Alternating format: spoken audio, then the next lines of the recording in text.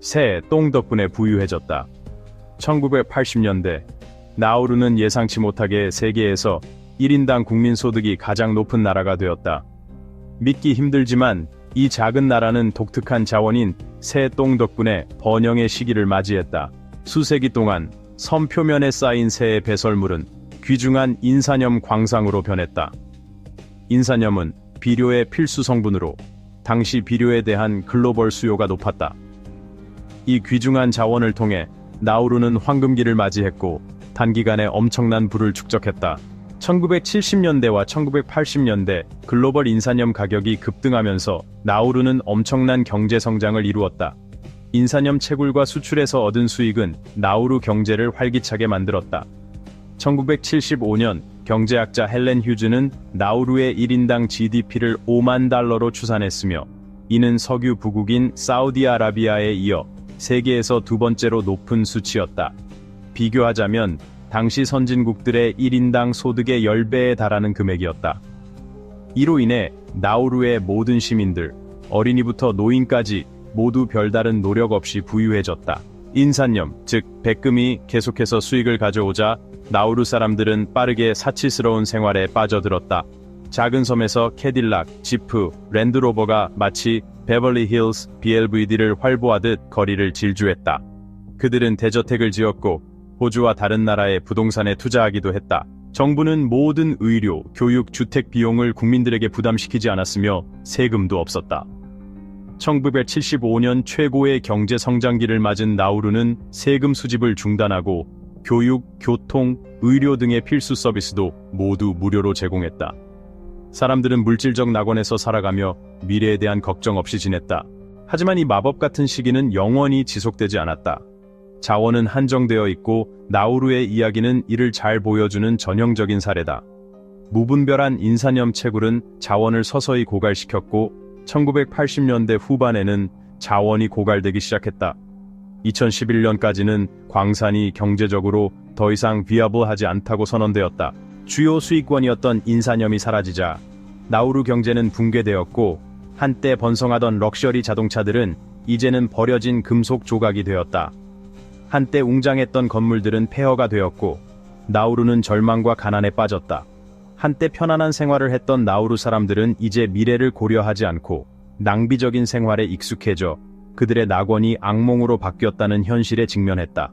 오늘날 나우루는 대부분 호주 등 다른 나라로부터 원조를 받아 생계를 유지하고 있다. 자원의 무모한 착취로 나우루는 부유한 나라에서 외부의 도움에 의존하는 나라로 변했으며 환경 파괴와 경제 붕괴라는 심각한 도전에 직면해 있다. 회복할 수 있는 주요 수입원이 없는 이 작은 나라는 재건의 길을 찾기 어렵게 되었다. 세계에서 가장 높은 비만율을 기록한 나라. 한때 세계에서 가장 부유한 나라였던 나우루는 이제 누구도 부러워하지 않는 타이틀을 보유하고 있다. 바로 세계에서 가장 높은 비만율을 자랑하는 나라로 알려져 있다. 나우루 인구의 약 80%가 과체중이거나 비만으로 이는 심각한 건강 위기를 초래하고 있다. 이 놀라운 통계 뒤에는 문화, 경제, 그리고 과거의 잘못된 결정들이 얽혀 있다. 나우루가 이렇게 높은 비만율을 보유한 이유를 이해하려면 그들의 문화와 역사적 배경을 살펴봐야 한다.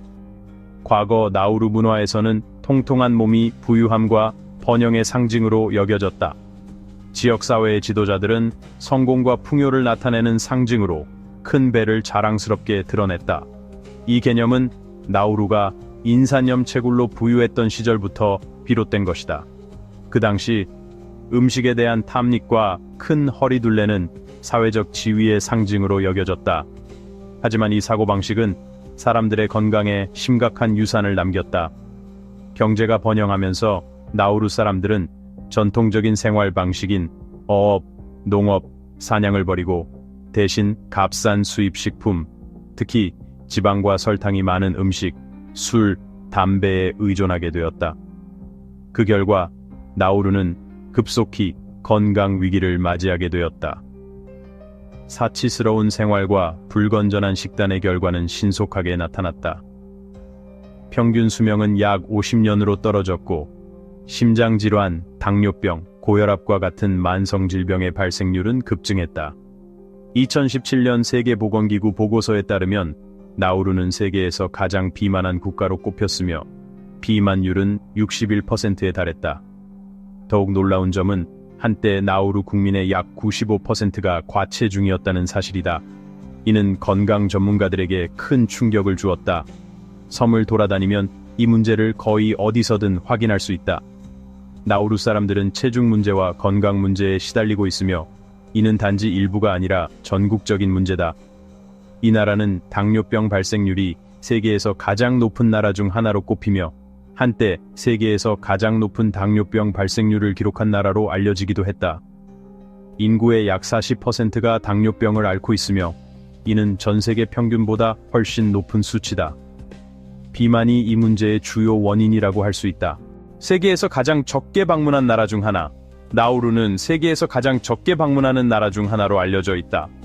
파리의 에펠탑은 하루에 2만 명 이상의 방문객을 맞이하지만 나우루는 매년 약 200명의 관광객만을 받는다.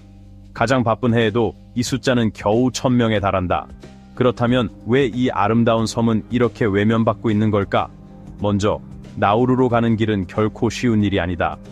이 섬은 호주 동해안에서 3,000km 이상 떨어져 있어 브리즈번에서 4.5시간의 비행이 필요하다. 실제로 나우루 항공만이 이 섬으로 가는 비행을 운항하고 있으며 비행 일정은 매우 제한적이다. 일주일에 몇 번의 비행만 있을 뿐 나우루 여행을 계획하는 것은 상당히 어려운 일이 된다. 항공 요금도 저렴하지 않다. 높은 여행 비용과 제한된 비행 옵션 덕분에 나우루로 가는 여행은 인내심과 여유 자금을 가진 사람만 할 수 있다. 또한 숙박비와 식비도 보통 사람들에게는 부담이 될 수 있다. 나우루에는 두 개의 주요 호텔인 메닌과 오다야나이오가 있으며 게스트하우스와 홈스테이도 있다. 숙소가 부족하기 때문에 방을 예약하는 것이 어려울 수 있다. 그 어려움은 여기서 그치지 않는다. 비자 취득도 큰 장애물이다. 나우루 비자를 신청하는 것은 종종 번거로운 일로 여겨지며 복잡한 절차와 엄격한 규정, 그리고 투명성 부족이 많은 잠재적인 방문객들을 단념시킨다. 서류 준비만으로도 큰 어려움이 있으며 비자 발급까지 오랜 시간이 걸릴 수 있다. 이로 인해 나우루는 빠르고 편리한 휴양지를 찾는 사람들에게 적합한 여행지가 아니다. 실제로 지금까지 나우루를 방문한 사람은 15,000명 이하로, 이는 다른 세계적인 관광지에 비해 매우 적은 숫자다. 이런 접근의 어려움은 나우루를 세계에서 가장 적게 방문하는 나라 목록에 지속적으로 올리게 했으며 여러 여행 잡지에서 이에 대해 언급되었다. 태평양에 고립된 섬에서 느껴지는 전혀 다른 세계와 관광 인프라 부족이 이 섬을 숨겨진 비밀처럼 만들고 있다. 나우루의 경제는 인산염 자원의 고갈로 인해 붕괴되었고 이 작은 섬 나라는 혼란에 빠졌습니다. 부패, 자금 세탁, 실업률이 급증하면서 한때 실업률은 80%에 달했습니다. 이렇게 절박한 상황에서 나우루는 살아남을 방법이 거의 없었습니다. 그때 2001년 호주 정부가 거절할 수 없는 제안을 했습니다. 호주는 나우루에게 자국으로 오는 난민들을 수용하는 구금 센터로 나라를 변모시키기 위해 금전을 제시한 것입니다. 경제를 살릴 다른 방법이 없었던 나우루는 이를 받아들일 수밖에 없었습니다. 그 이후 나우루는 열린 공기 속의 감옥이 되었고 수백 명의 난민들이 열악하고 과밀한 조건에서 구금되었으며 그들 중 상당수가 심각한 인권 침해를 겪었습니다. 현재 공식 데이터에 따르면 나우루의 지역 처리센터에는 442명의 난민이 구금되어 있으며 이 중 338명은 남성, 55명은 여성, 49명은 아동입니다. 나우루의 난민 캠프 외에도 호주는 파푸아뉴기니의 마누스 섬에 또 다른 해외 구금 센터를 운영하고 있으며 여기에는 854명이 구금되어 있습니다. 이 난민 캠프들은 나우루 정부가 관리하지만 호주가 자금을 지원합니다. 이 센터 내의 생활 조건은 국제 인권 단체와 언론에 의해 강력히 비판받고 있습니다. 국제형사재판소는 이 운영을 불법이라고 비난했지만 캠프 내의 끔찍한 조건은 여전히 변하지 않았습니다. 국제적인 비판과 감시를 피하기 위해 나우루 정부는 엄격한 정보 통제를 시행했습니다. 한때 나우루 정부는 주민들을 해로운 콘텐츠로부터 보호할 필요가 있다며 페이스북 사용을 금지하기도 했습니다. 그러나 많은 사람들은 이것이 난민 캠프에 대한 정보를 외부로 유출되지 않게 하기 위한 구실이라고 보고 있습니다.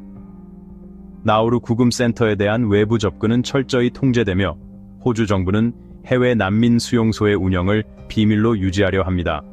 그 결과 나우루 캠프 내부에서 실제로 일어나는 일에 대한 정보는 종종 내부 직원이나 인권 활동가를 통해 드러납니다. 2016년 8월 가디언은 나우루와 마누스 섬 난민 캠프의 비인간적인 조건을 폭로한 나우루 파일을 공개했습니다. 나우루 파일에 따르면 캠프 내부에서 윌슨 보안 요원에 의한 학대가 여러 차례 발생했다고 합니다. 몇몇 경우에는 윌슨 보안의 문화적 고문들이 이러한 끔찍한 행동을 승인하기도 했습니다. 호주 정부는 난민 캠프를 유지하는 데 수십억 달러를 지출하고 있지만 캠프 내부의 상황에 대한 정보는 여전히 엄격히 통제되고 있습니다. 언론은 금지되고 의료진은 어떤 세부 사항도 공개할 수 없습니다. 하지만 내부 직원들, 인권 활동가들, 국제 언론은 진실을 밝혀내기 위해 여전히 열심히 노력하고 있습니다. 가디언의 나우루 파일 공개는 광범위한 분노를 일으켰으며 많은 사람들이 호주의 망명 정책에 의문을 제기했습니다. 이들은 호주 국민들이 나우루와 마누스 섬과 같은 난민 수용소에서 실제로 일어나는 일을 알 권리가 있다고 주장하고 있습니다.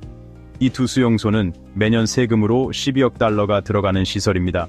놀랍게도 태평양 한복판에 위치한 작은 섬나라 나우루는 코비드-19 팬데믹을 피해갔습니다. 국제통화기금의 보고서에 따르면 나우루는 세계에서 몇 안 되는 코로나19 확진자가 제로인 국가 중 하나입니다. 이로 인해 나우루는 세계적으로 암울한 팬데믹 상황 속에서 드문 밝은 점이 되었습니다. 그렇다면 나우루는 어떻게 코로나19를 성공적으로 막아냈을까요? 비결은 정부의 빠르고 단호한 차단 조치에 있습니다. 2020년 초 팬데믹이 전 세계로 확산되기 시작하자 나우루는 즉시 엄격한 격리와 제한 조치를 시행했습니다.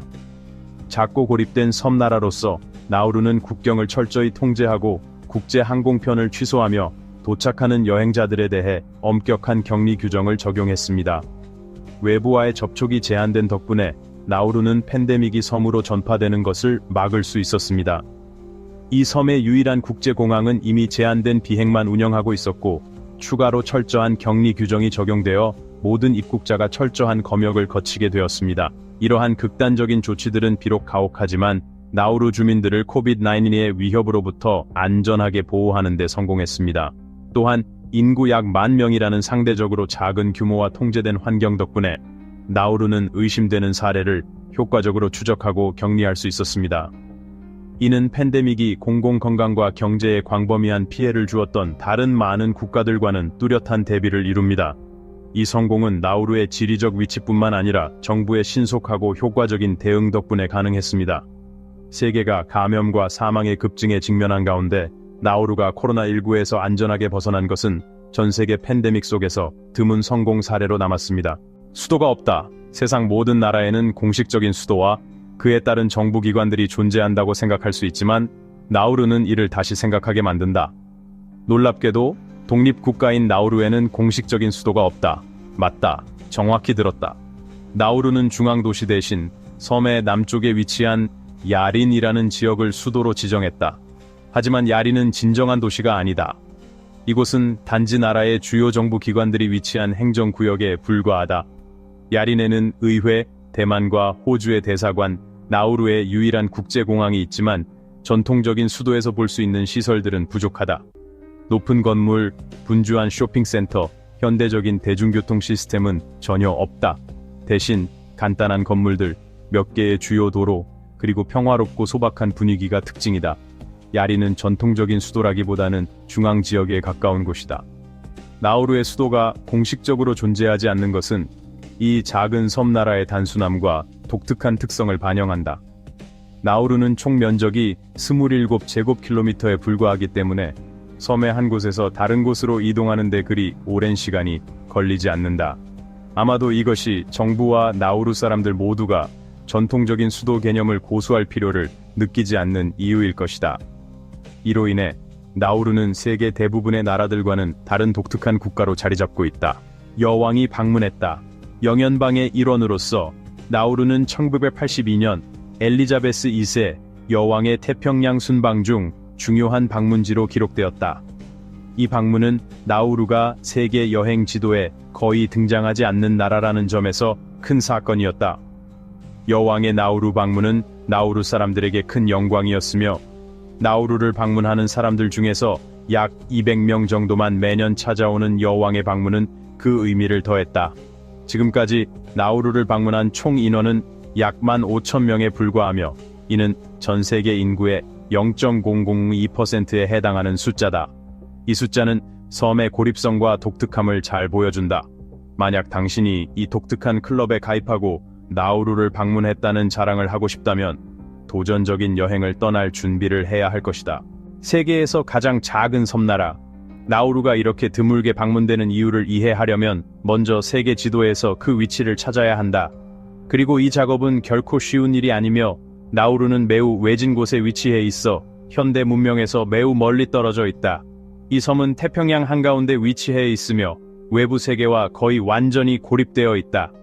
가장 가까운 섬은 키리바시의 일부인 바나바 섬으로 여전히 300km 이상 떨어져 있다. 호주 본토와 같은 사회 인프라가 잘 발달된 곳에 도달하려면 3,000km를 날아 5시간 비행을 해야 한다. 호놀룰루와 하와이는 북동쪽으로 약 4,000km 더 멀리 있다. 광활한 바다 한가운데 외롭게 자리 잡고 있는 나우루는 지구에서 가장 고립된 곳 중 하나로서 그 명성을 확고히 한다. 나우루의 면적은 약 27평방킬로미터로 미크로네시아에서 가장 작은 섬나라에 해당한다. 사실 전체 국토는 로스앤젤레스 국제공항보다 약간 크고 섬의 전체를 돌고 싶다면 약 30분이면 끝날 정도로 작은 면적이다. 걷기를 선호한다면 하루 종일 여유롭게 섬을 탐험할 수 있다. 섬은 작을 뿐만 아니라 인구도 약 10,000명 정도로 이는 대도시의 작은 구역과 비슷하다. 1968년 나우루는 독립을 선언하고 세계에서 가장 작은 나라 중 하나가 되었다. 그 이후 이 섬은 그 크기와 단순함에도 불구하고 주권 국가로 존재하고 있다. 나우루에는 강이 없고 유네스코 세계유산에 등록된 장소도 없으며 다른 나라에서 자주 볼 수 있는 유명한 관광지들이 없다. 하지만 이 작은 섬을 과소평가해서는 안 된다. 나우루는 매년 약 200명의 관광객을 맞이하고 있지만 여전히 친절하고 유쾌한 나라로 평가된다. 기후는 온화하며 연중 평균 기온은 24도에서 33도 사이로 쾌적하고 푸른 바다와 가벼운 바람이 방문객에게 편안한 분위기를 제공한다. 나우루는 1789년 영국의 포경선 선장 존 펀에 의해 처음 서양인에게 알려졌다. 그는 이 섬의 신선한 기후 덕분에 나우루를 쾌적한 섬으로 묘사했다. 관광 인프라는 부족하지만 나우루는 여전히 자연의 아름다움을 간직하고 있다. 이 섬은 아름다운 산호초로 둘러싸여 있어 다이빙과 탐험에 이상적인 풍부한 생태계를 제공한다. 바다와 야생 자연을 사랑하는 사람들에게 나우루는 진정으로 기억에 남는 경험을 선사한다. 나우루는 군대가 없다는 점에서 독특하다. 이것은 이상하게 들릴 수 있지만 나우루는 군대나 무장 세력을 유지하지 않는다. 대신 나우루는 호주에 의존하여 국가의 안전과 방위를 책임지도록 하고 있다. 오랜 협정에 따라 외부 위협이 있을 경우 나우루를 방어하는 책임은 호주에게 있다. 군대가 없는 것은 작은 섬나라들에서는 드문 일이 아니다. 군사 비용은 매우 많이 들 수 있으며 자원이 제한적인 나라에게는 큰 부담이 된다. 따라서 나우루는 의료, 교육, 사회 서비스와 같은 국가의 생존과 발전에 더 중요한 분야에 집중한다. 국내 질서를 유지하기 위해 나우루는 소규모의 경찰력을 운영하며 이들은 내부 보안과 법 집행을 담당한다. 인구가 약 12,000명인 나우루에서 대군을 유지하거나 비싼 군사 장비를 들이는 것은 합리적이고 효율적인 결정으로 보인다. 나우루의 독특한 특징 중 하나는 정부가 개인 소득세를 징수하지 않는다는 것이다. 이 정책은 나우루가 호황을 누리던 시절 인상왕 채굴로 거대한 이익을 올렸을 때부터 시작되었다. 번영의 시절 나우루 정부는 의료, 교육, 주택 등 시민들의 기본 생활 비용 대부분을 부담했다. 이로 인해 사회 서비스를 유지하기 위한 재정이 충분했기 때문에 개인 소득세를 징수할 필요가 없었다. 하지만 나우루의 인상왕 자원이 고갈되면서 경제가 붕괴되자 개인 소득세 부재는 문제로 떠오르게 되었다. 정부는 공공 서비스를 위한 안정적인 수입원이 부족해지고 외국의 원조, 특히 호주에 의존하게 되었다.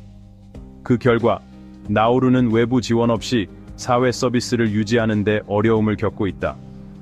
한때 나라가 부유할 때는 개인 소득세를 징수하지 않는 것이 쉬운 정책이었지만 이제는 경제를 재건하고 지속 가능한 수입원을 찾기 위해 어려운 상황에 직면해 있다. 작은 섬나라인 나우루는 스포츠, 특히 오스트레일리아 규칙 축구에 대한 열정으로 유명하다. 나우루 사람들은 섬 곳곳에서 오스트레일리아 규칙 축구를 열심히 보고 플레이하며 이 스포츠는 나라와 호주 간의 긴밀한 관계에서 강하게 영향을 받았다. 섬에는 현대적인 경기장과 첨단 스포츠 인프라는 부족하지만 나우루 사람들의 스포츠 정신은 여전히 활기차다. 역도도 나우루에서 중요한 스포츠로 특히 연년방 경기에서 큰 성과를 거두었다. 나우루는 역도에서 10개의 금메달을 획득하며 짐바브웨, 스리랑카, 홍콩 등 더 큰 나라들을 능가하는 성과를 올렸다.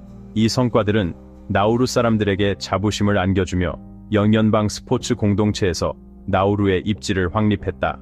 또한 럭비 세븐스는 나우루에서 점차 인기를 끌고 있는 스포츠로 비교적 새로운 스포츠임에도 불구하고 빠르게 관심을 받고 있다. 이는 나우루가 작은 크기에도 불구하고 다양한 스포츠에 대한 관심을 넓혀가고 있다는 신호다.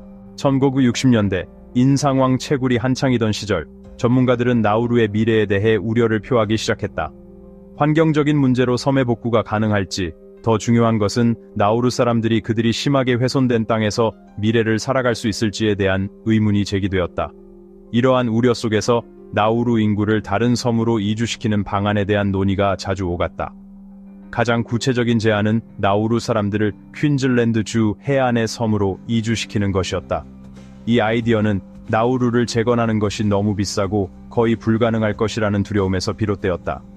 전체 인구를 이주시키는 것은 기후변화의 영향과 제어되지 않은 인상왕 채굴의 결과로부터 그들을 보호하는 현실적인 해결책으로 여겨졌다.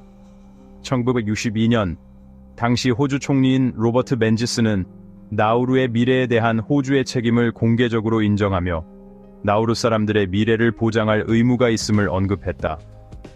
실제로 호주는 나우루의 인상왕 채굴을 통해 막대한 이익을 얻었기에 나우루의 환경적, 경제적 쇠퇴에 대해 도움을 줄 책임감을 느꼈다. 멘지스 총리는 나우루 사람들을 수용할 섬을 찾거나 호주, 뉴질랜드, 영국 중 어느 나라가 그들을 받아들일지를 논의했다고 밝혔다.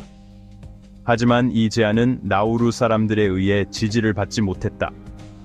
그들은 심각한 환경 피해에도 불구하고 이주 계획을 강력히 반대하며 고향에서 삶을 재건하기로 결심했다.